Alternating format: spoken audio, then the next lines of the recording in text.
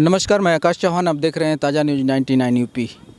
दोस्तों, फ़िलहाल हम लोग एक गार्डन में हैं और यहाँ पे स्वदेश स्वाभिमान पार्टी के प्रदेश प्रवक्ता लल्लन राजभर जी हमारे साथ हैं। कुछ चुनावी मुद्दों के बारे में मैं इनसे बात करना चाहूँगा, तो आइए मिलते हैं सर। ताज़ा न्यूज़ में स्वागत है सर आपका। जी, पत्रकार महोदय, आपका भी स्वागत है और आपके चैनल से जितना श्रोता बंधु देखते हैं उनका भी स्वागत, अभिनंदन, वंदन है हमारे तरफ से, हमारी पार्टी की तरफ से, हमारे राष्ट्रीय अध्यक्ष की तरफ से। अच्छा सर, ये घोसी जो चुनाव हो रहा है, इसमें किसको वोट दिया, अरे किसको टिकट दे दिया गया है? सर, पहले परिचय की कड़ी में जान लीजिए। मेरा नाम लल्लन राजभर है और मैं स्वदेश स्वाभिमान पार्टी का प्रदेश प्रवक्ता हूँ। ये मेरा कहना है कि घोसी जो चुनाव हो रहा है अभी लोकसभा का, उसमें किसको टिकट दिया गया है आपके पार्टी से? देखिए, हम लोग इंडिया अलायंस के साथ जुड़े हुए हैं।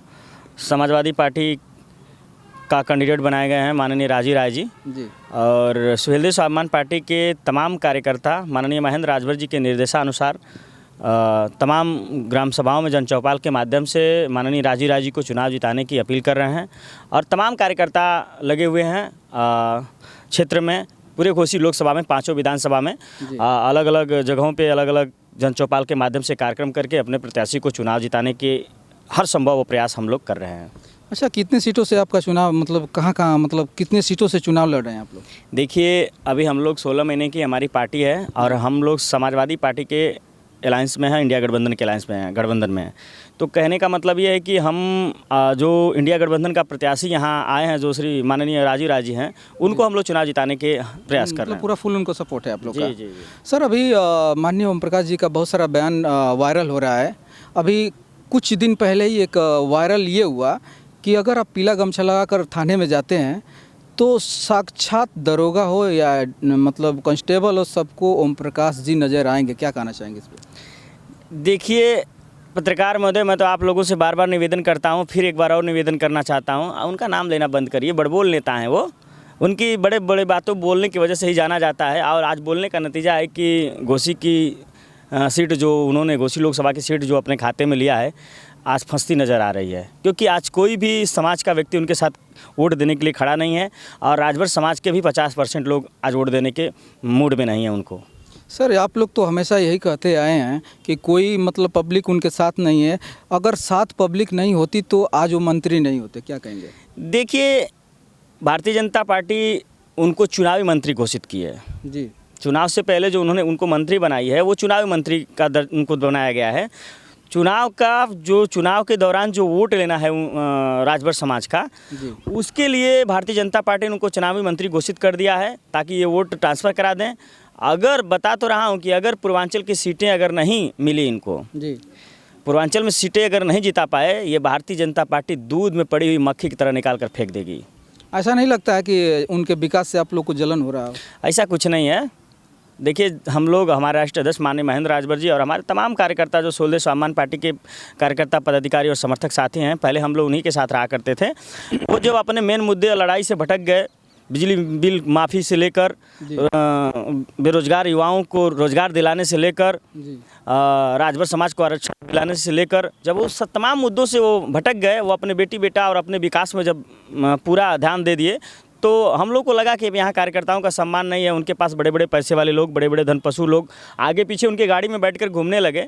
तो हमारे जैसे और तमाम हमारे जैसे जो कार्यकर्ता हैं, जिनको उपेक्षित महसूस हुआ कि इस पार्टी में रहकर हमें उपेक्षित किया जा रहा है, हमें दरकिनार किया जा रहा है, उन्होंने अपने स्वेच्छा से भारतीय समाज पार्टी से इस्तीफा देने का काम किया और माननीय महेंद्र राजभर जी के समर्थन में, और फिर आकर माननीय महेंद्र राजभर जी के साथ में उन्होंने माननीय महेंद्र राजभर जी ने पार्टी दल बनाया और पार्टी दल बनाने के बाद उस सारे जो कार्यकर्ता इस्तीफा दिए थे माननीय महेंद्र राजभर जी के समर्थन में, सब उनके साथ उस दल में, उस पार्टी में रहकर काम करने लगे। जी सर, अभी एक और बात उनके मुख से सुनने को मिला माननीय ओम प्रकाश राजभर जी के, कि अगर मैं सत्ता में, अभी तो सत्ता में है ही है, ये चुनाव मैं जीत जाऊंगा, माननीय अखिलेश यादव जी को मैं अंडा बेचवाऊंगा। क्या कहेंगे इस पे? देखिए, वो बहुत बड़े आदमी हो गए हैं और जो घोसी लोकसभा के तमाम अंडा बेचने वाले हमारे साथी हैं, ठेला लगाने वाले हमारे भाई हैं, उनको कहीं ना कहीं वो जो है कि उनकी नज़र में वो धंधा ठीक नहीं है, वो काम ठीक नहीं है, इसलिए हमारे अंडा बेचने वाले भाइयों का एक तरह से तौहीन किया उन्होंने, उनका मजाक उड़ाया है। मैं उन सभी भाइयों से कहना चाहता हूं कि 1 जून को अपने वोट की ताकत आप लोग दिखाइएगा और जब मुंहतोड़ जवाब देंगे वोट के माध्यम से, माननीय राजी राजी को, इंडिया गठबंधन के प्रत्याशी को वोट देकर जब विजयी बनाएंगे, तब उनको समझ में आ जाएगा कि अंडा बेचने वाले की ताकत क्या होती है। जी सर, जैसे एक बात और मैं जानना चाह रहा हूँ आपसे सर, एक और मैं बात जानना चाह रहा हूँ कि जाति धर्म मजहब पे आप कुछ कहना चाहेंगे? जी नहीं, सभी स्वजाति बंधु, सभी जाति धर्म के लोग हमारे भाई हैं और हम लोग सबको साथ लेकर स्वदेश स्वाभिमान पार्टी का ये विचारधारा है कि देश और प्रदेश की विकास सभी साथियों को साथ, सभी स्वजाति बंधुओं को साथ लेकर, सभी धर्म जाति को साथ लेकर ही किया जा सकता है। इसलिए हम लोग जातिवाद की और जो ऐसे जातिवाद की राजनीति हम लोग नहीं करते हैं।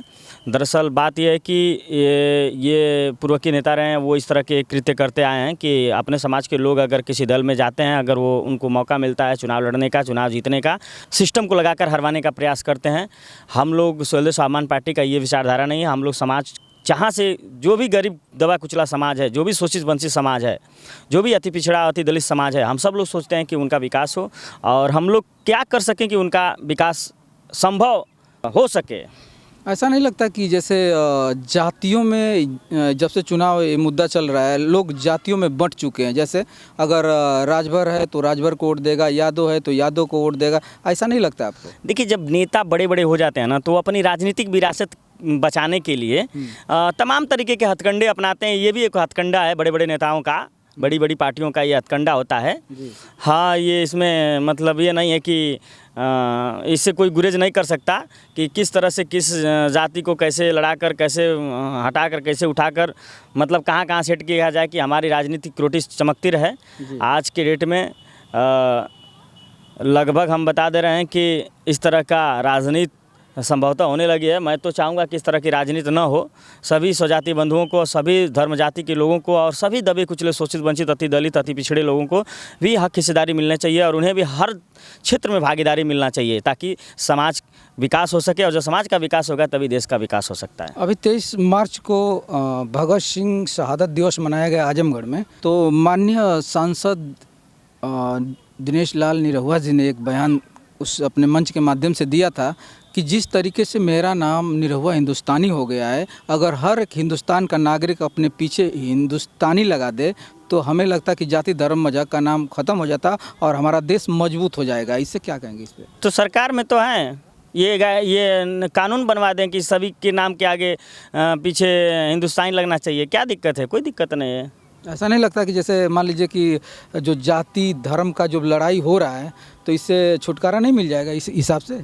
देखिए, हमें और आपको और पूरी हिंदुस्तान के लोगों को जी मानसिक तौर पे अपने आप को बदलना पड़ेगा।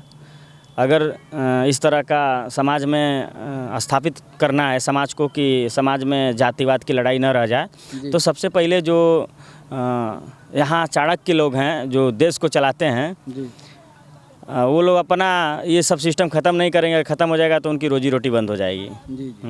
चलिए ललन जी, आपसे बात करके बहुत अच्छा लगा। बहुत बहुत धन्यवाद सर। जी, आपका भी धन्यवाद और आपके दर्शकों का भी बहुत बहुत धन्यवाद आकाश जी।